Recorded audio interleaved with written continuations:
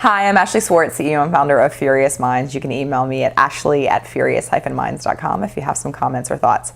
So Xbox One was announced this week on May 21st. Of course, I have to talk about it. Let's be honest, it was a bit anticlimactic, right? The original Xbox 360 was released in November of 2005. It sold about 70 million units to date. And the Kinect, which came out about 3 years ago, has been one of the fastest selling consumer electronic products in the sort of history of retail, right? A lot of folks have had different thoughts about the new platform, etc. It was long overdue, but I gotta be honest, I feel like this was forcible compulsion from Microsoft based on some really simple things that are missing, like, retroactive support of 360 games on the new console and the new platform. And I think at the end of the day that, they needed to create ubiquity across their hardware ecosystem for the new Windows Metro style, because it's not doing so hot. So they don't deploy it across what is their most successful product and their only sort of wholly owned piece of hardware and ecosystem they've deployed into market. I think it was a huge opportunity for the cost for them to continue to wait to do that. It's interesting, right? I think also I was in video games when the 360 came out. It was right around the time the PS2 came out as well, and the PS2 was a little bit late to market.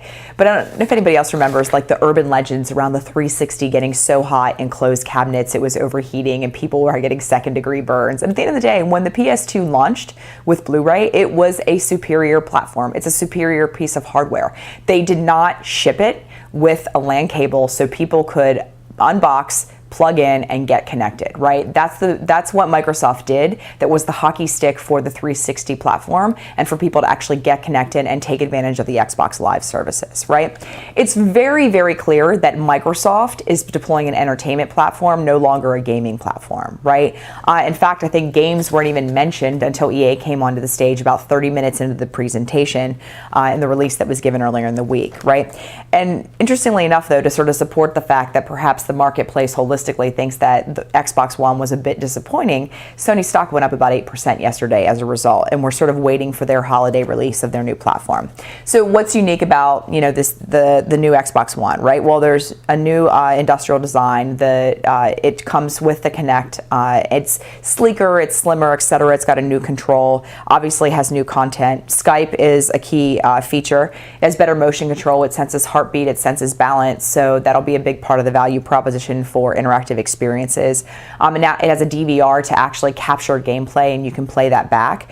It allows for authentication across all the cable MSOs, right? So you can watch your TV stream through that experience. There's this unique sort of multitasking feature they highlighted with Star Trek while they were watching a Star Trek movie and they were searching for other Star Trek content. You can also access a browser and actually search for stuff right on the platform. Not sure how, sort of high-touch user-friendly that is, but the reality is the functionality is there. And depending on how they deploy the system and the content, we may start to see adoption of other services like Skype while watching television or consuming other content in the living room. They're doubling down on exclusive content, right? This is the thematic across the industry. Everybody that has a pipe or whether that be an application in the form of software or infrastructure in the form of, sort of cable, everybody's doubling down and investing, right? So they have an exclusive partnership with Spielberg, who's producing some unique content. They will have exclusive games for the platform and exclusive content to complement some of those games that are downloadable. They've got some other entertainment properties, and they're doing a lot of very unique things around social with secondary devices, as well as with the NFL and fantasy football, right?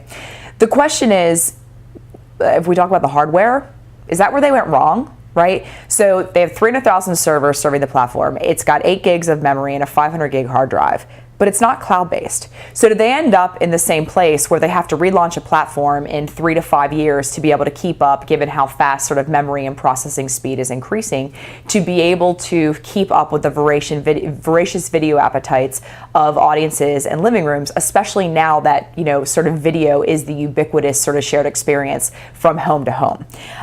Most notable, though, I do want to go back to and talk about the NFL fantasy football partnership, right? So they're trying to create socialization so you can actually integrate integrate and interact around NFL live games that are going to be streamed. So what's this mean for Verizon's Red Zone, right? At the end of the day, we say that people are hanging on to their cable subscription for news, sports, and live events. Well, sports in the NFL is the pretty big zinger. So now that they've got this with the partnership with NFL, what does that mean for cable cutting and cord cutting, right? The price point is still not known in the US. The rumor is around a November launch, but Microsoft hasn't been specific. I can tell you it's being able to be pre-ordered in the UK for about £400. That's expensive. 400 quid in US, is very expensive if that's sort of a litmus test for what it's going to be when it comes to market, right? That's a lot for a family. And what's this mean for TV, right? Well, exclusive content, again, is sort of becoming table stakes, so that has an effect on MSOs. The living room has more dimensions now, right? It's not just about sort of episodic linear content. It's about long form. It's about gaming. It's about applications. It's now about socialization with things like Skype and experiences around television. But the reality is that I think we're reaching a point of overload, right? With more and more sort of USPs around hardware, the return of those USPs diminishes, and families need a value proposition that resonates, because the actual hardware itself, specifically for the Xbox One, is going to be really darn expensive. And the big question is the cost to switch worth it? I welcome your comments. Thanks so much. Bye.